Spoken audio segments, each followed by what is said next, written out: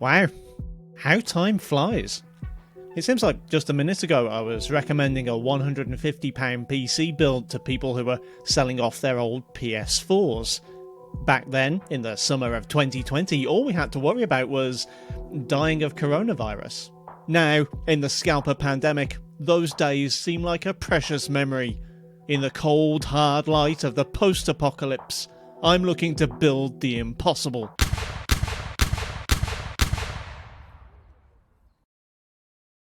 My brief for this year's £150 PC build was simple: outdo last year's build. That PC had featured a Sandy Bridge Xeon equivalent to an i5-2400, 8GB of RAM and a GTX 660. This time round I wanted both a better CPU and better GPU. I know, that's pretty big talk in the middle of the Scalper pandemic. I didn't want to do the upgraded pre-built thing, and again, that is purely for the sake of this video. If you have £150 to spend on a PC, upgrading a Dell Optiplex or whatever is almost certainly going to be easier and give better bang for buck than trying to build from scratch. After some scraping around online, I managed to pick up a few viable graphics card options. First was the rather lackluster HD 6870, a card that didn't exactly fit the bill as an upgrade from the 660, but was a bargain at £24. Next was an R9 270, one of my all-time favourite budget GPUs, and one that's getting hard to find at a price I find acceptable, but I picked up this compact version with a terrible reference cooler for £40. As much as I like this card, again I have my doubts as to whether this will actually outperform last year's GTX 660. Lastly, and the one I was most happy to have found, was the GTX 670. To me this is the natural choice. It's like last year's GPU but with a bigger number, so it must be better.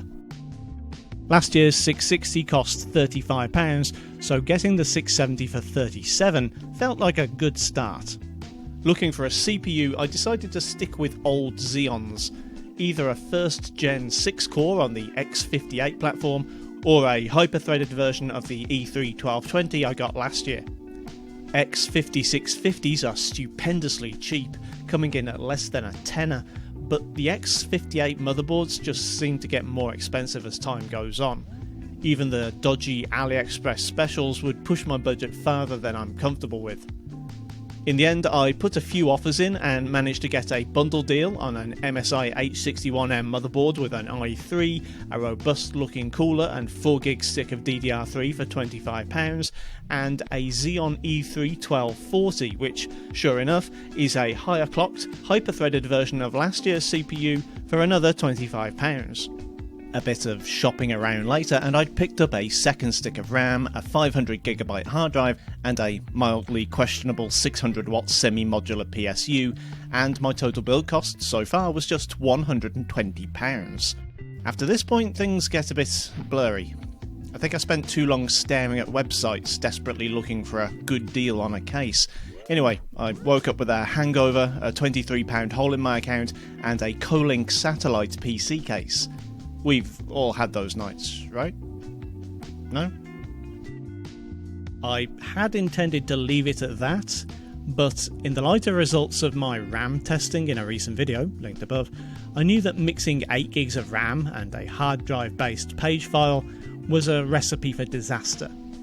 The solutions were either to buy more RAM or an SSD for the page file.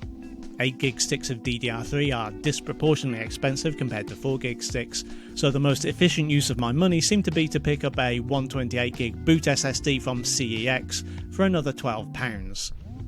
That puts me £5 over budget, but it should be worth it in the long run. I know, I'm deeply sorry that I clickbaited you. And here it is, the final build. Those of you who are unfamiliar with the Colink satellite may be surprised to see how small it is. This cube case supports ITX and M80X-ish motherboards.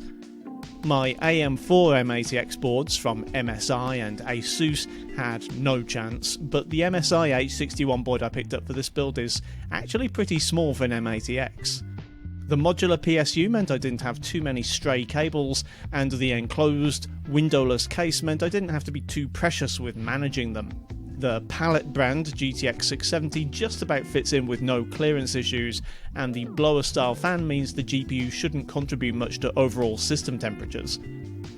It's not the quietest graphics card I've ever used, but then again, the CPU cooler's not the quietest of those either.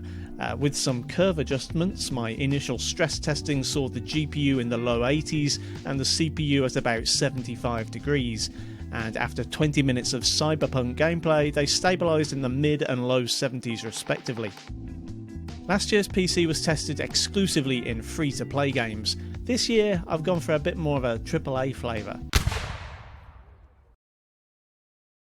I kinda resolved not to benchmark GTA 5 this year. A lot of other budget PC channels on YouTube lean pretty heavily on it, and I wanted to do my own thing. So I went with Rockstar's other open world epic, Red Dead Redemption 2.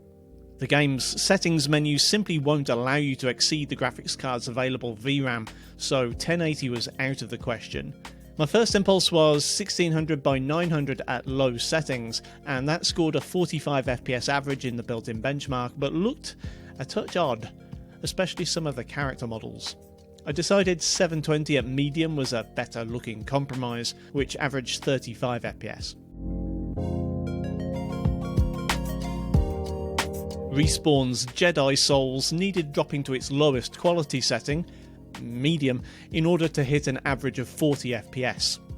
It's possible, with dynamic scaling, to obtain a frame rate of 60 or more, if you're willing to endure some terrifying visions that should not be witnessed by mortals. Thanks to the game's known issues when loading in areas, 1% lows are frequently in the low double digits, but general gameplay is otherwise acceptably smooth and can be made even smoother by using a frame rate limiter.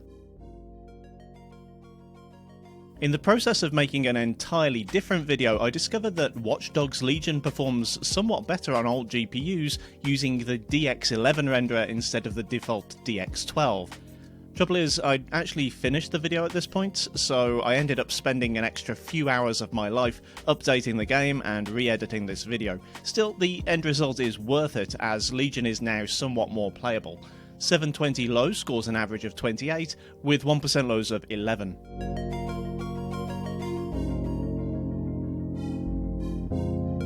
Control Ultimate Edition, on the other hand, holds up pretty well.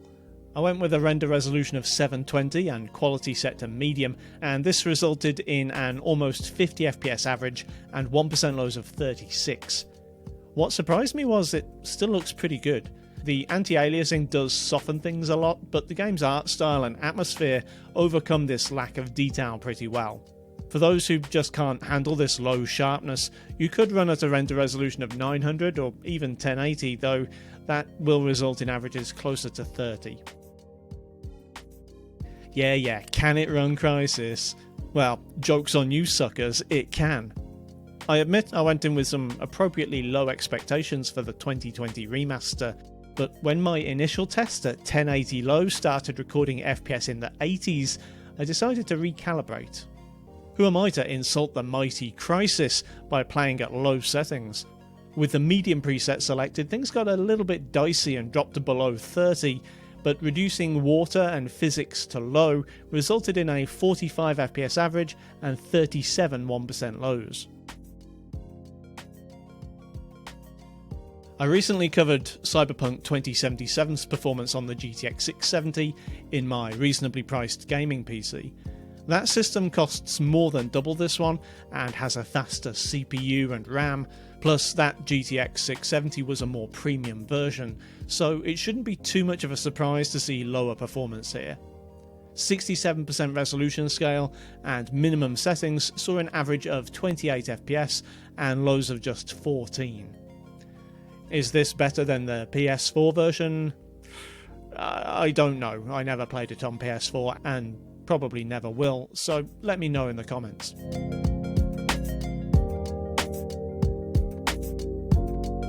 Destiny 2 isn't a heavyweight title by any stretch, and it doesn't seem to cause this PC to sweat too much. At 1080 medium settings, it dips just short of a 60 FPS average experience, though in my opinion remains pretty playable. If you disagree, and don't mind the muddier appearance, dropping to 720 averages just over 73 FPS.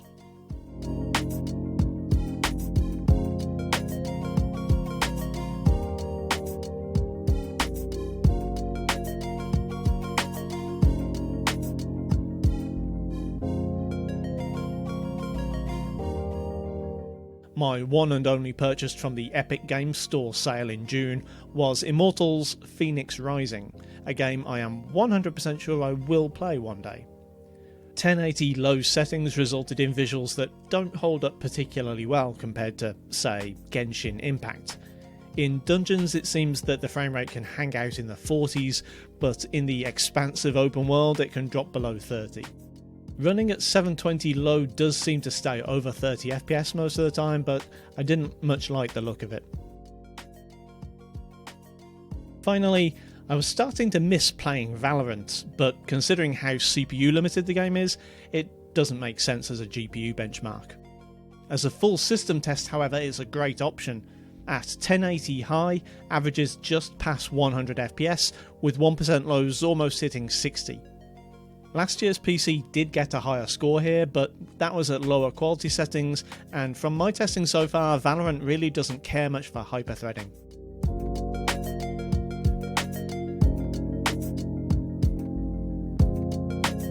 Well, I know this wasn't an all-out victory, but I still call it an absolute win. Sure, Kepler GPUs like this one can't even boot a few of the more recent titles, and as time goes on, the list of incompatible games is only going to grow longer, but that aside, I think this is a killer PC for just £150. With more CPU and GPU performance, and even a smaller case than last year's build, I think I've well and truly succeeded in my mission. Of course, that begs the question of how I can possibly do better next year, and the gauntlet has already been thrown down. Another YouTuber from my neck of the woods, Pro Yam Yam PC, put together a system just the other week using a 4th Gen i5 and GTX 760 for just a little more than the cost of my build. While I think I might have just edged him out on this one, I think my 2022 build is definitely going to have to step things up with some newer components. Thanks for watching, kindly do the usual YouTube things if you feel so inclined, and I'll see you next time.